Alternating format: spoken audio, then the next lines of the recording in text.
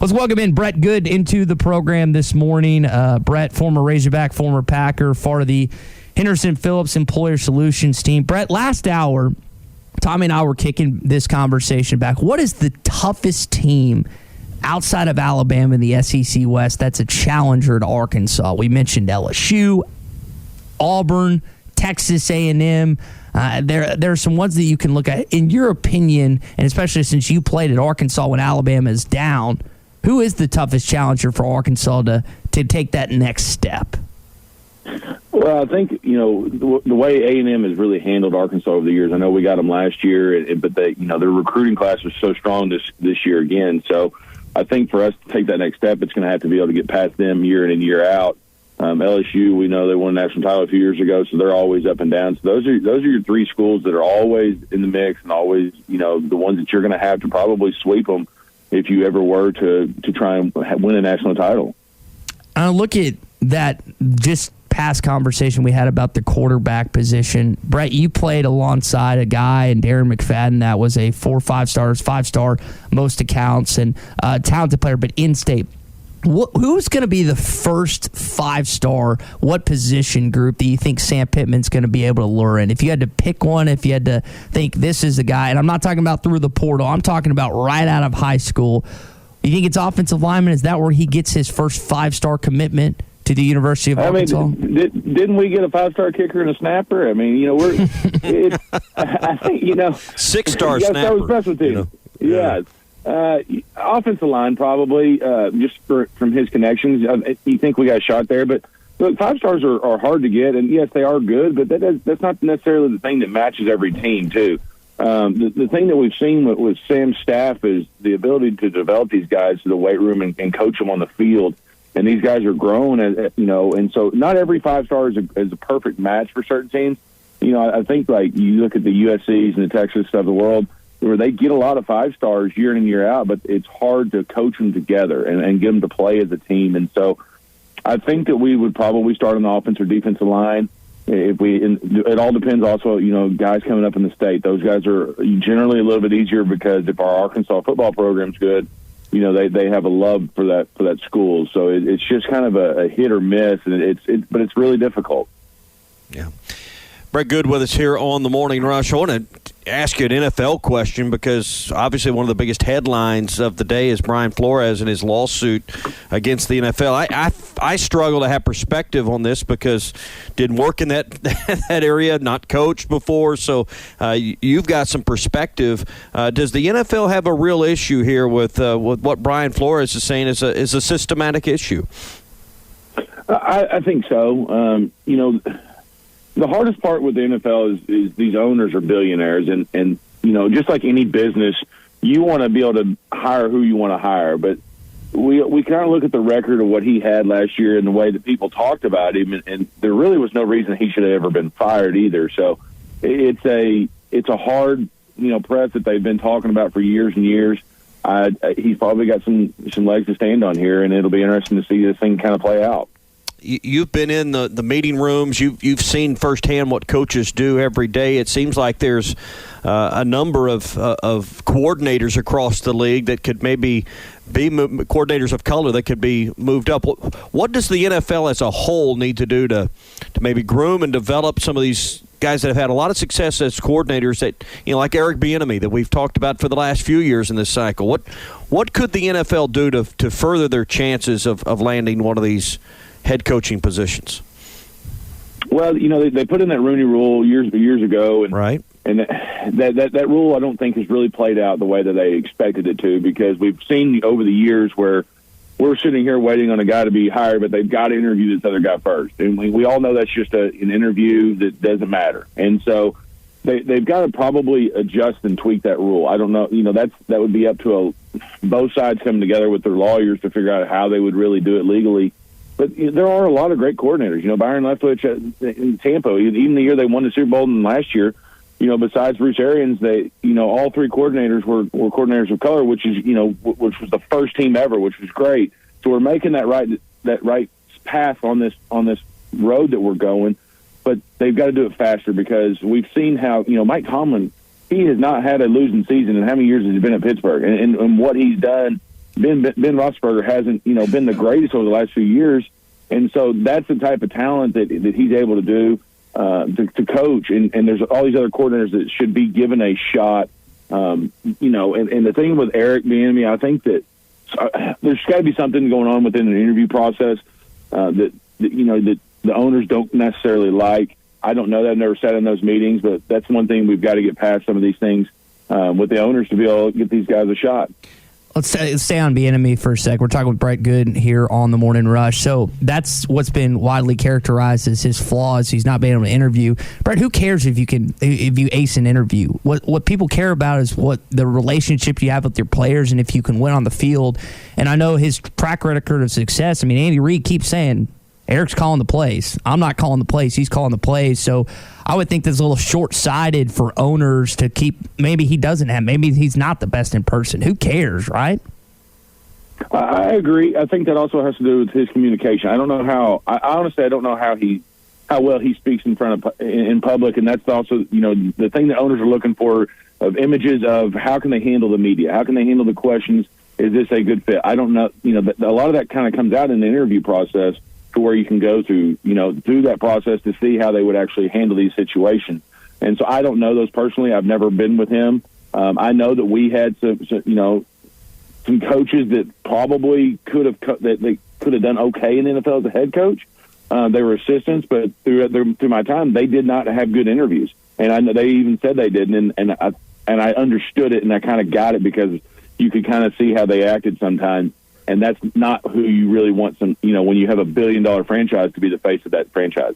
You think the Minnesota Vikings reportedly hiring Jim Harbaugh, do you think they're making the right move after letting go of Mike Zimmer? Mike Zimmer, it's such a hard deal in Minnesota because he had a pretty good career. Their defense was tough, but they were so close so many times there. Jim Harbaugh, he's proven himself out there in 49ers whenever he went to the 3 NFC championship games, took his team to the Super Bowl. So he's got the track record, he's got the history and the resume for it. It'll be interesting to see how it plays out there. Everything is kind of interesting right now with the NFL because we've got all these moves with the GMs and new head coaches right before we got the Combine, Senior Bowl, everything's coming up, and then leading into the draft. And it'll be interesting to see what they do if he takes the job.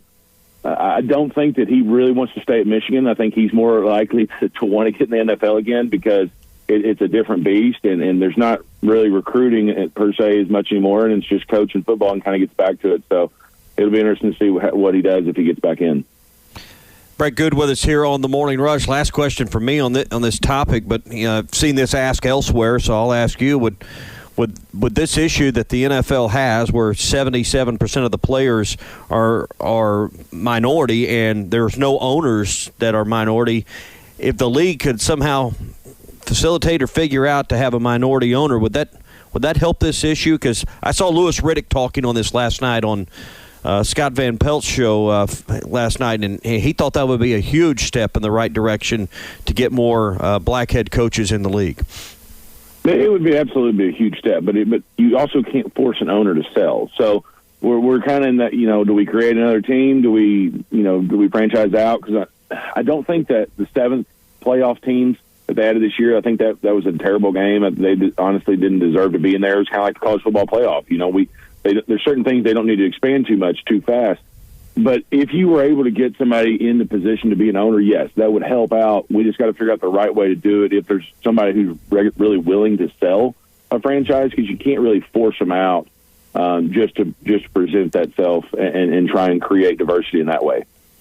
Brett Goode with us again here on the Morning Rush. We're talking about National Signing Day earlier and kind of what the right answer is as you were coming into the conversation this morning with the early signing period. National Signing Day, when you signed and until the last 4 or 5 years, 3 or 4 years, whatever it's been, has been a huge sports day when it's kind of like a late Christmas for a lot of us.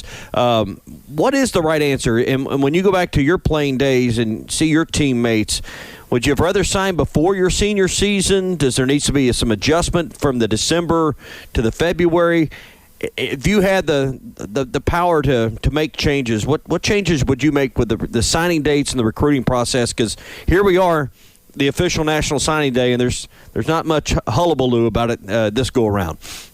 Yeah, I think they really need to just get rid of this day because honestly, I completely forget about it every year since they've had the early signing period. I think they need to move the early signing period back maybe a week or two, though, so that we don't have coaches getting fired and, it allows them to kind of get back on the recruiting trail with a new head coach. They've got to tweak it just a little bit, but it also, the good thing is it allows these guys to get on campus early, too. So they've already played their senior year.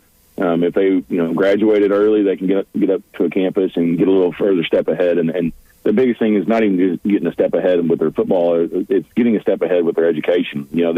Only 2% of these guys are going to actually go on and play in the NFL. So the education piece is really key for them. And so I don't make much of today. I think they just need to kind of tweak that back in December and figure out what's going to work the right way for these coaches to not get canned right at the end of the season. And allow them to finish out a year. Brett, last one for me, and then I'll redirect it back to Tommy. What was it like to compete against Tom Brady? I know you guys weren't in the same division or even in the same conference for the majority or for all of your career. What was it like to compete against him? It's crazy thinking back on the games. I know when we played there in New England, they won, and then when we played them in Green Bay, we won, and it was so competitive that both him and Aaron just kind of going at it. They both wanted to have that upper hand. Never had to play him in the playoffs. I think if we would have won if we hadn't blown the lead in Seattle in 2014, we would have ended up playing them in the Super Bowl. But seeing him on the field, his statement was so correct. You have to be 100% all in, and that's the way that he always handled himself. He was a high character guy, obviously a great teammate. And the biggest thing that differentiator from him and a ton of people is that when the stress got high and then, the game that came down to it, he didn't choke. Like he was consistent on that matters, that he always pulled through and always had, good throws to whether it be Gronk or anybody else that he had on the team. Like he always made that throw, and that's what you respect for him. You ever eaten avocado ice cream? I have not. I definitely have not eaten avocado ice cream, and I don't think I'm going to try it anytime soon. You even like avocados? I do. I like them in guacamole. And then, you have guacamole and a little Mexican food and then a little tequila. Yeah, exactly. A cold beer is usually what goes with guacamole. And I don't think that was on Tom's diet. I mean, that's the whole thing about, discipline's part of it in any walk of life if you're going to be successful. But to have 22 years and the way he started off to be that disciplined, to eat a plant-based diet and do all that, to be at the peak of your game still at 44 in your 22nd season, there's a lot more to it than just discipline, but it started with that, certainly. Oh, absolutely. And, on that same line, you look at when his first part of his career, his body shape and the way his head was and how he created his body to be in better shape to be able to take this as he got older. And that's so key because it's so hard to do that so strong. And I think that's what we also respect when he threw the Lombardi Trophy down there in Tampa. We know he doesn't drink that often because we could, a few drinks and he was completely wasted, and you're just laughing at it because he finally let loose. And that's something we hadn't seen him forever because he has had to be so committed to this diet. And that's tough to be committed to a diet for that long, especially, when you've got kids running everywhere and your schedules are all over the place. Man, I remember when you were in that limbo stage between your knee was recovering, you were waiting to hear from the Packers and what you're going to do, and you were having to keep your weight up, and which I was jealous of. But we'd go play golf, and you'd have to eat like 3 cheeseburgers in a day just to keep your weight up. And now you've not played, you've trimmed way down. I mean, people don't think about how sometimes you were on the other end of that where you had to eat a bunch of stuff just to keep your body where it had to be. It is, and it's stressful and it's hard to do. I remember multiple times, like I just get a full meal as an appetizer, because I wasn't at the right weight, and knowing that I had, I was going to have an opportunity to get back there. You don't want to miss those opportunities. You don't want to, when you do get your chance, it's usually only one time that you're going to get that chance back, and you don't want to say, oh man, I wish I'd have done this the right way on my diet, because it's easy to do. So you got to pay attention to it and figure out. And I was able, all those years I was able to play the same consistent weight. And now that, they want the snappers to be a little bit lighter. So it just kind of goes back and forth, for whatever they want. Only person I've seen eat more at lunch was Ty last Thursday at the Sonic. Snack. Yeah. Brett Goode's with us. He is now part of the winning team at Henderson Phillips. If you're a business owner, you're a business manager, you're looking for a new solution when it comes to employee benefits, Brett, you're the guy to call. That's right. We really handle anything in 2 to 2,000 on employees. We can take everything down and get a game plan and try and figure out a way to save you money and a way to benefit the employees. 651-2292. Not many people give out their cell phone number. That's yours. You can call or text anytime. Again, 479-651-2292. So if you can hear us this morning, Brett's your guy. That's the number, 651-2292. They can call or text anytime. That's right. Call or text anytime. We talk about football, we talk about the Razorbacks NFL, or we can talk about actual business. So it'd be fun to talk. There you go. All right, buddy. I hope you got your milk and bread, and stay safe out there during this winter apocalypse. Well, schools are out up here. I'm fixing to go have to sub and get them on the AMI program on the computer in here, so this will be fun. Good luck. Good luck. Thanks, guys.